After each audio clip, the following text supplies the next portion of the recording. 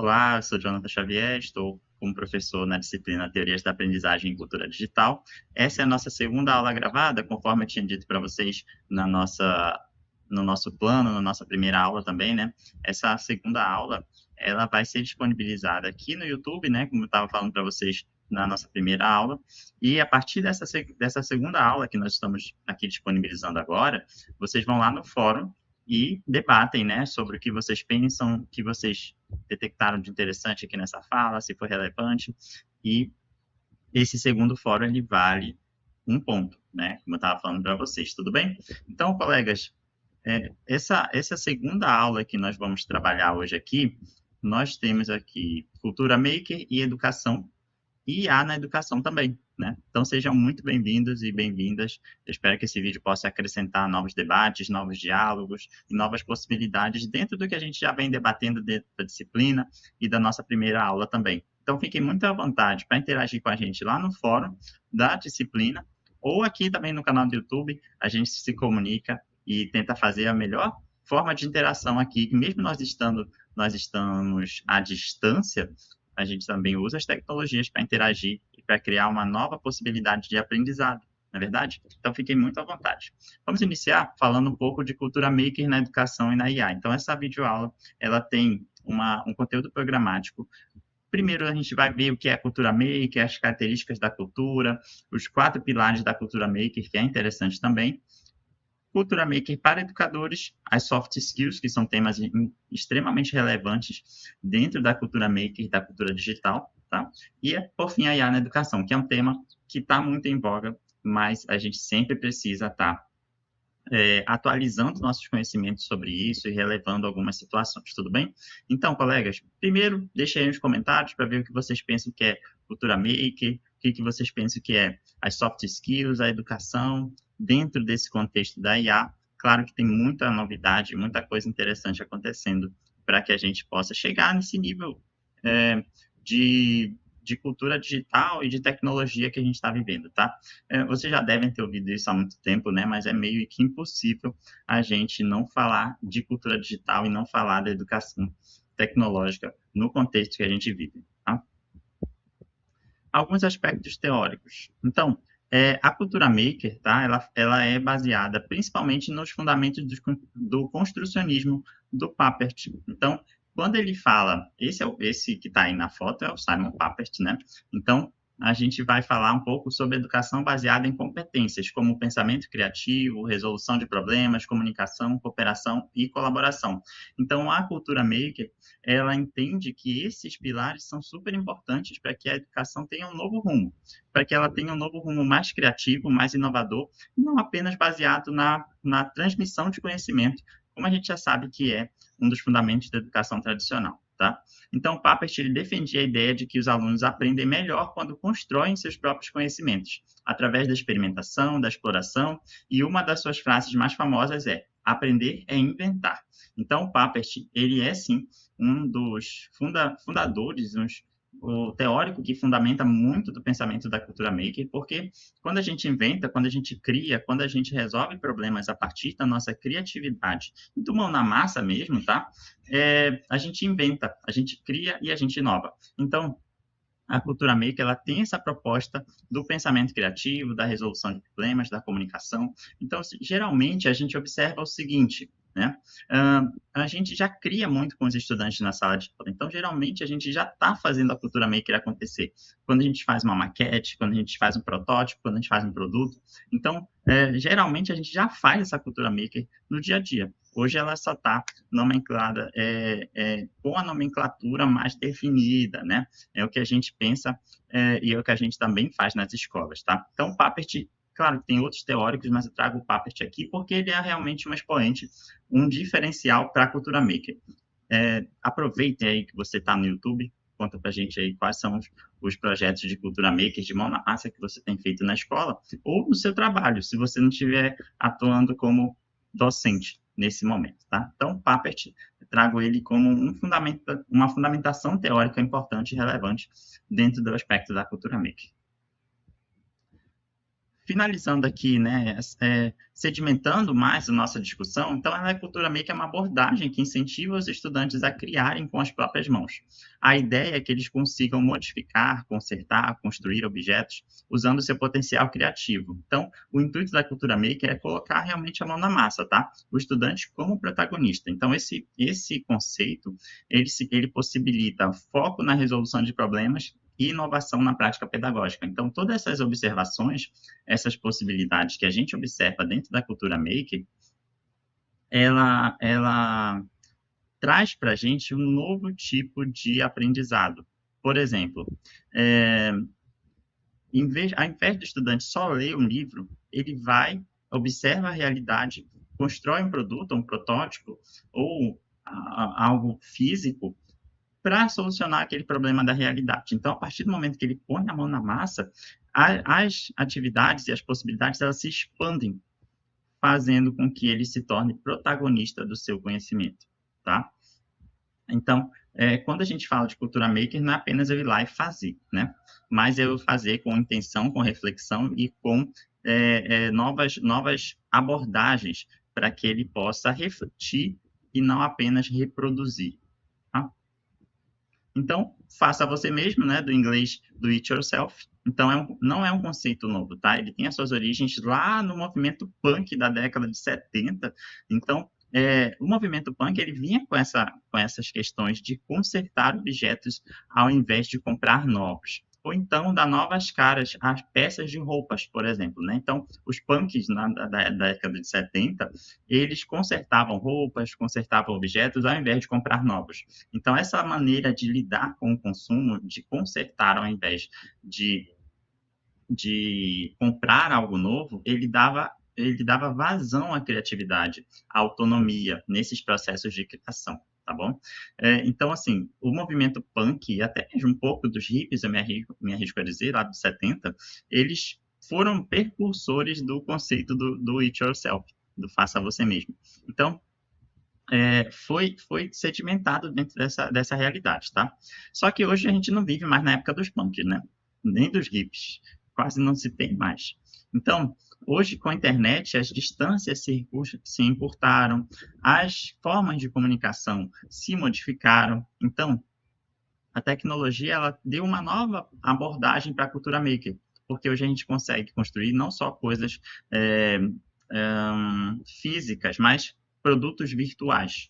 Isso também tem ganhado mercado na nossa vida e nas questões escolares também, tá? Então, é só uma questão mais teórica, mais histórica, para a gente ver que realmente a cultura maker vem de tempos e não é uma discussão que surgiu ontem ou anteontem, né? Então, é algo que já vem aí de um tempo. Falando das 4 pilares da cultura maker, tá, gente? Então, tem 4 pilares importantes para que a cultura maker aconteça. Como eu falei para vocês, ela não acontece apenas pelo fato de eu ir lá e fazer alguma coisa. Eu tenho que fazer com intenção, eu tenho que fazer com planejamento, também isso é importante, tá? Então, assim, 4 pilares. Criatividade. Uma das coisas que orienta o processo de fazer é a necessidade de encontrar soluções para problemas do cotidiano, tá? Sem criatividade, sem pensar fora da caixa, não há como modificar. Então, se eu sou muito engessado, se eu sou muito enrijecido, certamente eu não estou fazendo cultura maker, né? Estou fazendo outra coisa que não cultura maker. Então, assim, modifica-se, inventa-se, transforma-se contextos dentro da cultura maker. Então, outro pilar importante é a colaboração, tá? Eu não posso trabalhar isolado na cultura maker, né? A não ser que seja uma coisa extrema. Mas não é recomendável, dentro dessa abordagem, um ponto de vista único, perdão. Pensar diferente, pensar junto com as pessoas, é verificar um problema de forma diferente. Então, quando eu colaboro com o outro, quando eu me junto com o outro para ter ideias, para construir, para pensar em possibilidades, eu estou colaborando. Então, cultura maker sem colaboração dificilmente acontece, tá bom? E a escalabilidade. A escalabilidade em que sentido, tá, colegas? Ela pode ser tanto a origem quanto a parte fundamental do processo maker, tá? A escalabilidade são as etapas de um projeto que eu penso a solução. Por exemplo, eu tenho que pensar nos materiais, eu tenho que pensar no custo financeiro, se houver, eu tenho que pensar na divisão de tarefas. Então, esse termo escalabilidade, ele diz realmente a respeito a as etapas, né? Eu preciso planejar o meu projeto, eu preciso planejar a minha cultura maker, o que eu estou fazendo ali de novas possibilidades, tá? Então, a escalabilidade é elaborar as etapas para o desenvolvimento do projeto. E a sustentabilidade, tá? Lembra-se que eu estava falando lá da filosofia, da parte filosófica da cultura maker, de reaproveitar ao invés de comprar algo novo, de reconstruir, de reparar. Aqui é imprescindível pensar nos impactos socioambientais também na prática maker, tá? Então, quando a gente evita o desperdício, a gente pensa na sustentabilidade, a gente pensa na criatividade e no faça você mesmo, tá? Quando a gente faz com as próprias mãos, isso se torna até tem até um outro significado que a gente observa e pontua dentro da nossa prática, tá bom? Então, assim, vou voltar um pouquinho. Criatividade, colaboração, escalabilidade, sustentabilidade são os 4 pilares da cultura maker. Sem esses 4 pilares, eu dificilmente faço uma cultura maker de qualidade, ou eu pulo uma dessas etapas e aí as coisas não andam muito bem, tá? Atenção para esses pilares da cultura maker, você educador, ou você que está pensando em desenvolver algum projeto midiático, de faça você mesmo, tá? Para educadores, a cultura maker ela ocorre principalmente aliada à tecnologia, tá? Com ambientes virtuais, ligados à experimentação, à prática, onde se estimula o aprendizado de incentivo concreto, tá? Gerando um produto. Esse produto, ele pode ser um objeto, ele pode ser um texto, uma pintura, uma apresentação de computador. Então, o produto, gente, ele não precisa ser algo extremamente grandioso, né? Desde que ele atenda a minha especificidade da minha realidade, que ele atenda à necessidade, à solução daquele problema, sim, ele pode ser considerado um produto. Ele pode ser um texto, pode ser uma poesia, uma pintura, uma apresentação de computador, tudo que você faz com as próprias mãos é um produto que faz parte da cultura maker, tá? Esse vídeo aqui que eu estou fazendo para vocês, por exemplo, eu tive que gravar, estou tendo que gravar, estou tendo que apresentar, fiz os slides, então tudo que eu fiz aqui nessa apresentação de computador faz parte da cultura maker também, mas é uma cultura maker de objetos digitais, tá? Então é interessante que você saiba disso, que nem sempre o produto pode ser físico, como eu estava falando, né? Ele pode ser um produto virtual, uma pintura virtual, uma apresentação, um PowerPoint, um slide, um vídeo desse, como eu estou fazendo para vocês. Então, cultura maker vai muito além do produto físico, do palpável, tá bom? A gente pode pensar num ponto interessante, continuando aqui, tá? Tanto no jardim de infância quanto na pré-escola, as crianças são incentivadas a ter experiências manuais. Já viram isso? Quem tem criança em casa, né? Então, a criança, ela sempre é orientada a ter objetos manuais. A experimentar a natureza, tatear algum objeto, construir maquetes, essas coisas, né? Só que quando a gente vai ficando mais velho e a gente produz no sistema educacional, a gente progride, vai avançando, as escolas abandonam esse modelo. Então fica mais difícil a gente, nós adultos, praticarmos, né? A gente troca muito a questão prática por apresentações expositivas, por seminários, por livros. Então, é uma pena que isso aconteça, porque quanto mais a gente envelhece, mais a gente tem experiência, maiores são as ideias para criar. Qual foi a última vez que você criou alguma coisa mão na massa aí na sua casa ou na sua realidade, né, dentro da sua profissão? Então, é para a gente pensar. Por que que quando a gente é criança ou mais novinho, a gente tem tanto acesso a abordagens práticas e quando a gente vai crescendo, isso não acontece mais no sistema educacional, né? Como é que tá? Como é que foi tua graduação? Como é que está sendo a especialização? Como é que está sendo o seu mestrado, se você já está, né? Se você já praticou, já fez alguma coisa prática na sua graduação, como é que foi essa experiência, né? Isso também tu pode compartilhar com os colegas nos comentários, tá? Então, vamos pensar por que que isso acontece. É uma problematização que eu trago para vocês, tá? Então, vamos pensar um pouco aqui na nosso documento maior, na Base Nacional Comum Curricular, que fala sobre exercitar a curiosidade, recorrer à imaginação, utilizar diferentes linguagens, compreender tecnologias digitais, formular e defender ideias. Então, esses são bases importantes que estão, sim, previstas na legislação brasileira. Então, a cultura maker trabalha junto com a legislação que nós temos aí de atual, né? E dentro do que limita aí a possibilidade da Base Nacional Comum Curricular, tá? Então, essa possibilidade, essas atividades, elas estão previstas nos documentos norteadores e trazem para a gente, sim, um aporte teórico e da legislação para trabalhar com a cultura maker, tá? Gente, a gente chega aqui nas soft skills, como eu falei para vocês, a cultura maker, ela trabalha muito com as soft skills. Como assim, né? O que seriam as soft skills? Vocês já ouviram falar? Quando a gente observa, conforme a gente vai progredindo na carreira, progredindo nos estudos, algumas habilidades socioemocionais são importantes, tá? As soft skills são habilidades que não podem ser mensuradas por meio de certificados ou provas, dizendo que e diz respeito muito mais da forma como a pessoa se relaciona com o mundo à sua volta, tá? Então, a cultura maker, ela trabalha muito a soft skill porque entende que algumas habilidades não são mensuráveis por certificados. Eu vou dar um exemplo para vocês aqui. Existe algum certificado de uma pessoa de que ela é empática, de que ela é solidária, de que ela é amorosa? Então, esses são detalhes, né? Que ela sabe trabalhar em equipe, que ela sabe trabalhar o desenvolvimento emocional. Então, todas essas habilidades, essas questões socioemocionais, elas não são mensuráveis. Eu não tenho um certificado dizendo que eu sou empático. Eu não tenho certificado que eu possa provar de que eu sou solidário. Então, todas essas soft skills, né, que são as habilidades comportamentais, elas estão extremamente ligadas com a cultura maker, tá? Porque elas, ao trabalhar a cooperação, a colaboração, a gente também fomenta essas habilidades com os estudantes de todas as idades, tá? Então, essas aptidões socioemocionais são extremamente importantes. Algumas habilidades soft skills que eu trouxe para vocês aqui, tá?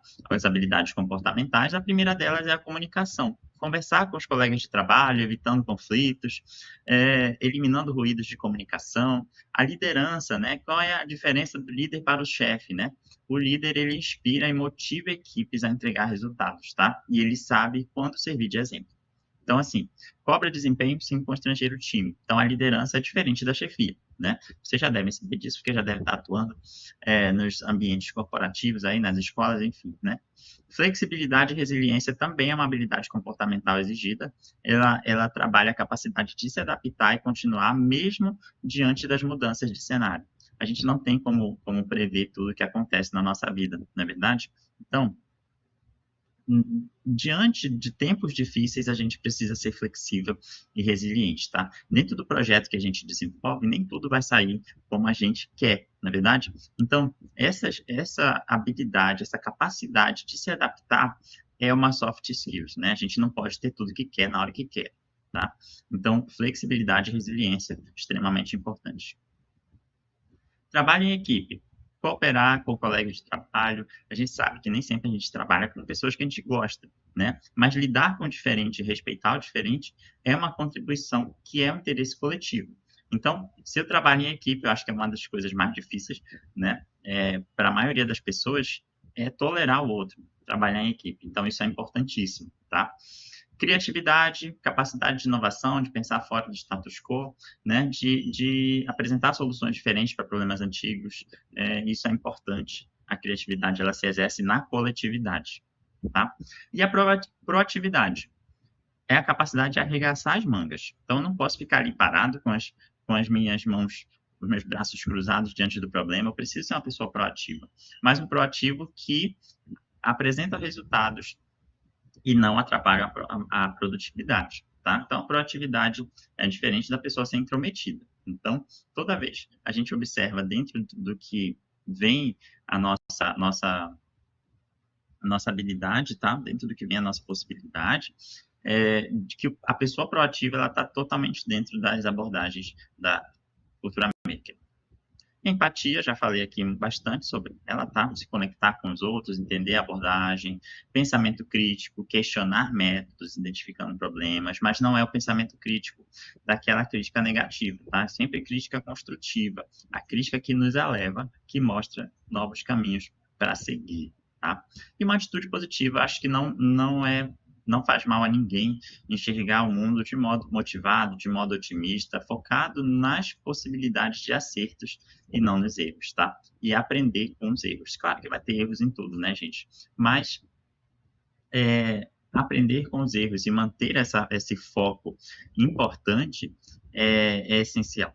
Então, a atitude positiva não é aquela positividade tóxica, mas é uma positividade real, fixa, com os pés no chão, né? Valorizando os erros e vendo neles uma possibilidade de crescimento, tá?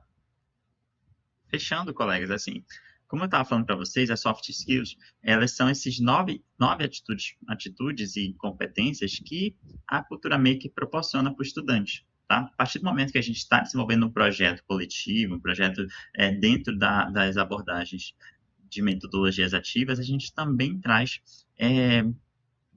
todas essas habilidades comportamentais que, vamos pensar, fazem falta hoje em dia, não é verdade? Essas habilidades, elas fazem a diferença no mercado de trabalho, elas fazem a diferença na sociedade e na nossa vida no dia a dia. Então, assim, pensem com carinho nessas soft skills e pensem o seguinte, que também, não é porque eu estou trabalhando com tecnologia que eu sou totalmente desligado do ser humano, né? A tecnologia é feita para humanizar, ela é feita para construir pontes de humanização na sociedade, tá? Então, fiquem tranquilos, porque realmente a cultura maker, qualquer questão tecnológica, ela nunca vai abandonar o lado humano. Tudo bem? O que vocês pensam sobre isso, né? Interajam aí com a gente. Bem, a gente chega aqui, colegas, no nosso segundo tema, grande tema da aula, né? Que é a questão da IA. Né? Não tem como falar de cultura maker, não tem como falar de cultura digital, como eu estava falando para vocês, e está no nossos textos também, sem a tecnologia da inteligência artificial. Então, olha só o que está trazendo para a gente aqui. Esses autores, Lucas Carvalho, ele observa que 7 em cada 10 brasileiros usam IA na rotina de estudos, tá? Esse texto ele é do início do ano, a gente já está em dezembro. Então, pensem em como é que está a situação da IA hoje. Você já utilizou a IA? Já deve ter utilizado em algum momento, com certeza. Eu já usei várias vezes, continuo usando. E o negócio é como é que a gente vai usar ela de maneira ética, né? Esse é um dos grandes desafios da vida.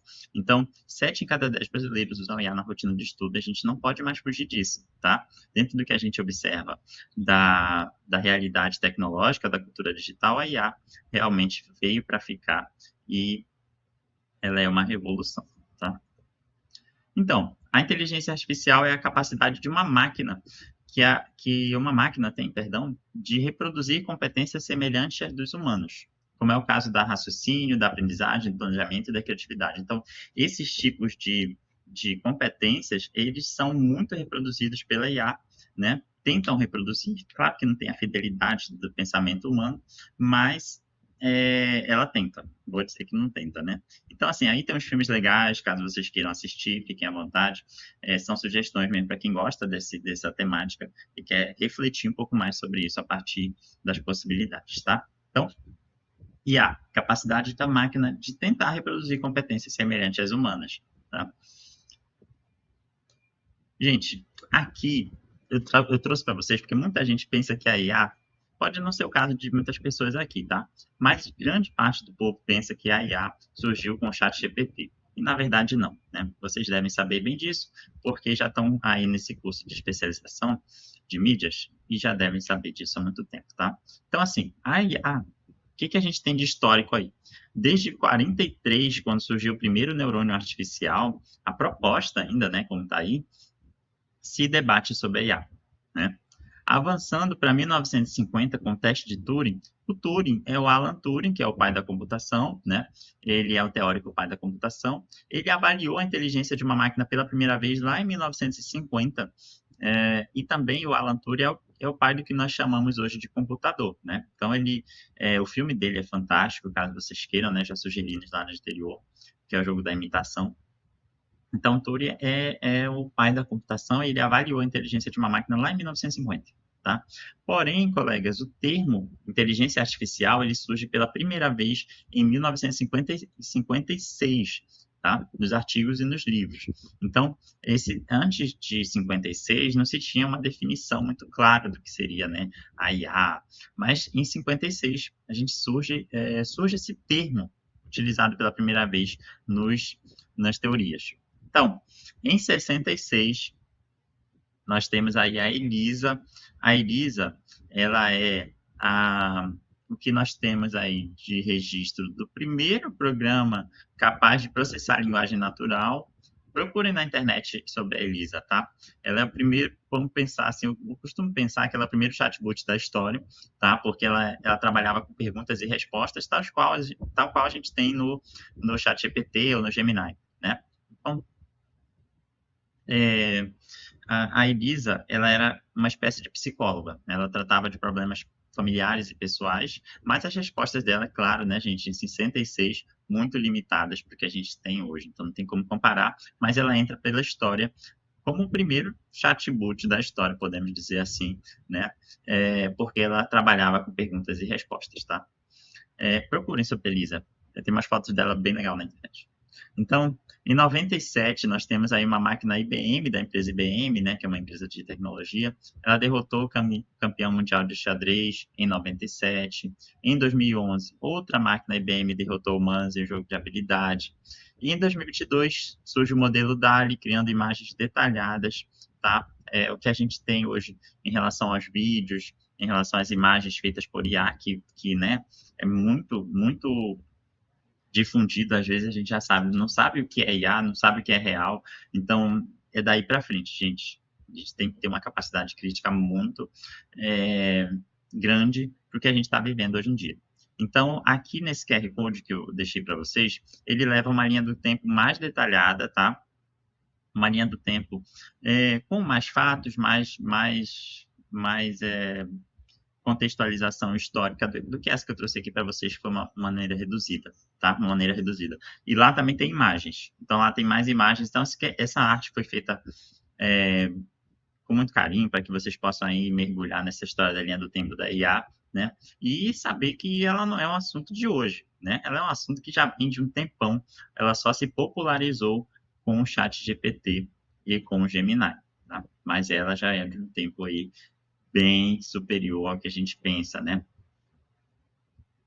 A gente tem alguns tipos de inteligência artificial, como criadores de imagens, né? O ChatGPT, o DALL-E. Hoje o Gemini também está criando imagem muito boa, né? Com o Google Nano. Criadores de texto, como o Copilot, o Meta AI, também são importantes, tá? Futuramente, a gente pensa aí nos processadores de sistema NBU integrado, mas aí a gente vê alguns chats, né, que já são conhecidos, a Luzia não está mais tão em alta, mas ela também é algo importante, não sei se vocês já usaram a Luzia em alguma vez, tá?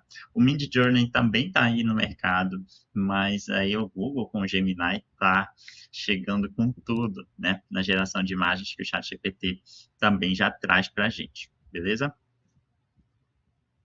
Então, alguns pontos de atenção que eu trago para vocês é o seguinte, tá? No Brasil, o uso da inteligência artificial ele pode criar uma desigualdade entre aqueles que têm acesso à tecnologia e os que não têm, tá bom? E pode perpetuar uma exclusão digital. Como assim? A gente sabe, colegas, que ainda há partes no Brasil, realidades no Brasil, que não têm acesso ao mínimo da tecnologia. Então, esse uso da IA, ele não pode ser utilizado para criar uma desigualdade social, tá? Tipo assim, eu tenho, você não tem.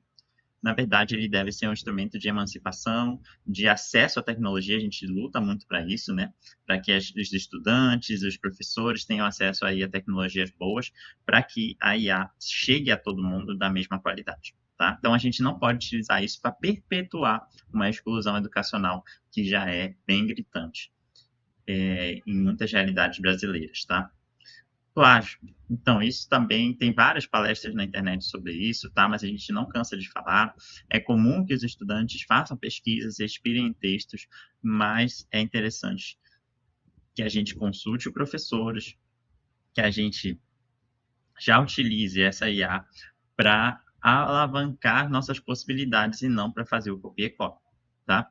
Isso é muito sério, isso é muito pertinente, acontece muito. Já tem ferramentas de detecção de IA, já tem declarações de uso de IA em tese de mestrado e doutorado.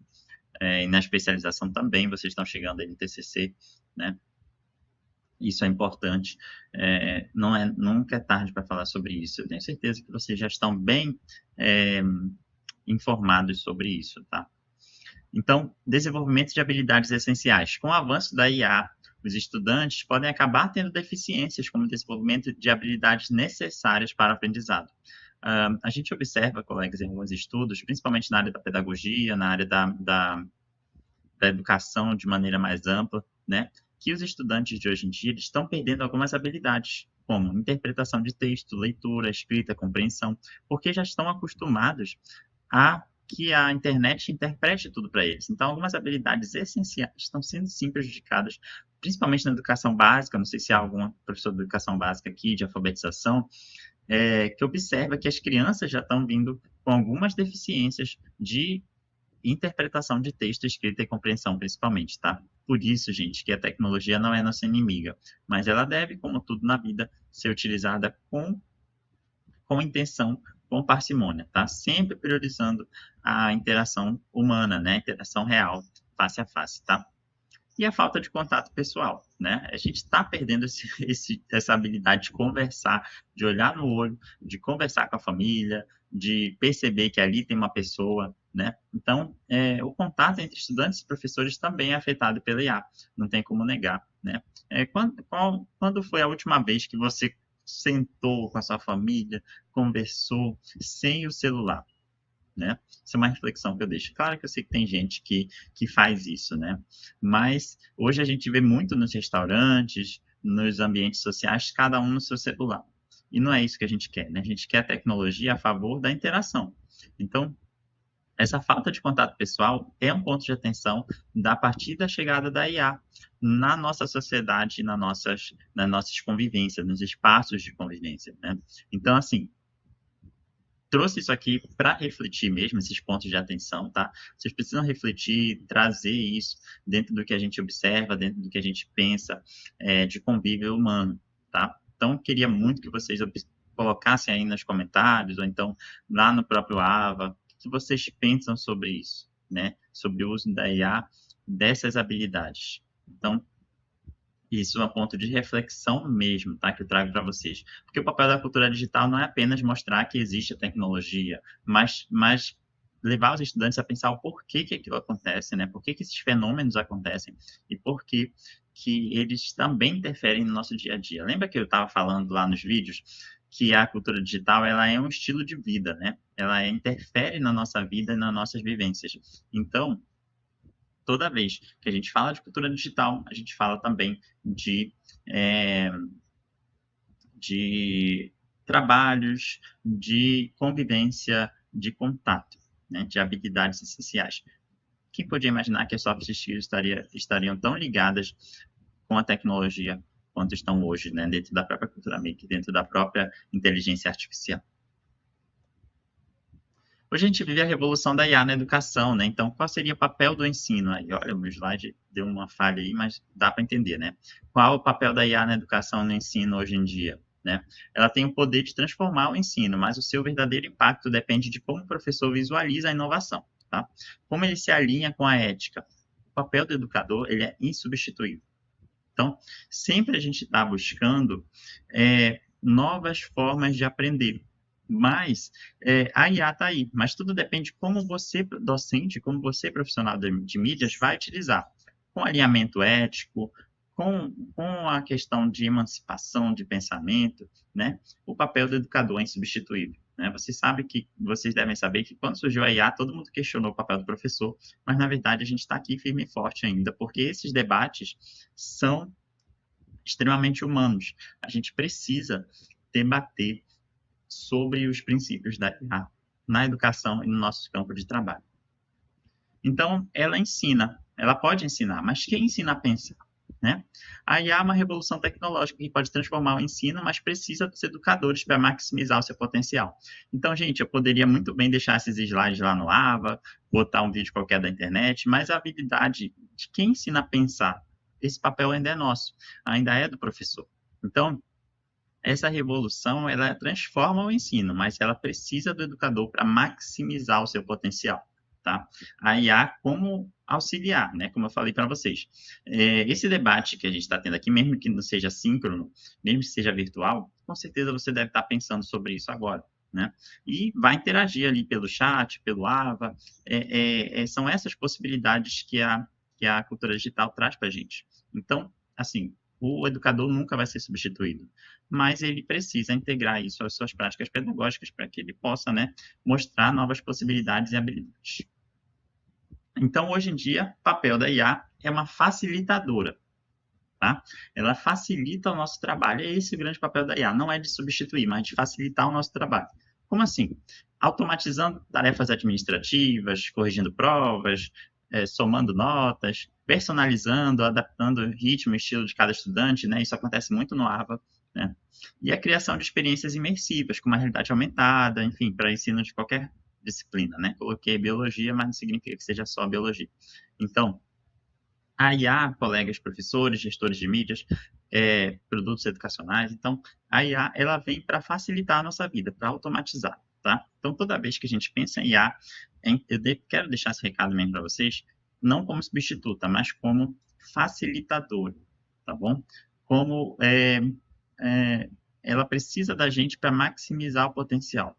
Então, gente, essa conversa de que a IA vai substituir, realmente, ela não vai deixar de existir, porque sempre vai ter um para falar. Mas a gente precisa se firmar, enquanto profissional, enquanto professor, né, e atuante dentro das nossas áreas, de que sim, eu uso a IA, mas eu uso ela para potencializar os meus resultados e potencializar o aprendizado dos estudantes e do meu público que eu trabalho, né, caso você não seja professor, beleza?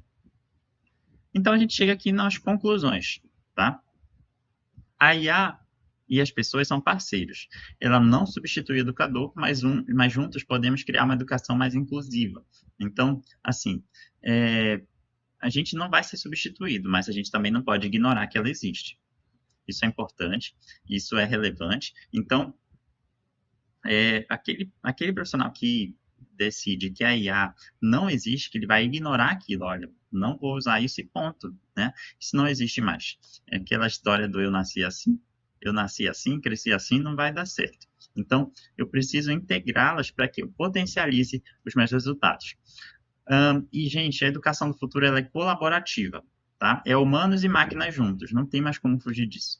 Então, não tem mais como eu ficar só ali no livro didático, só no quadro branco, né? Não preciso e nem posso mais ficar nisso, porque hoje já tem várias possibilidades de tecnologia, tá, gente? Então, o que eu quero dizer para vocês o profissional que decide ignorar que isso existe, ele fica um pouco para trás em relação àquele que integra elas. Isso é um fato, gente. Então, assim, vocês estão numa especialização de mídias, isso é importante, vocês devem saber disso mais do que muita gente, né? Então, esse discurso de substituição, de que não, ou daquela pessoa que ignora, isso não vale mais para os dias de hoje. Eu preciso pensar que a educação do futuro ela é colaborativa. Ela sempre foi, né? Ela sempre foi colaborativa. Mas hoje em dia a colaboração está humanos e máquinas e tecnologias. Então, foco na tecnologia para uma educação humanizada, tá? Como eu sempre tento falar isso na disciplina de cultura digital, a tecnologia ela precisa humanizar os processos, né?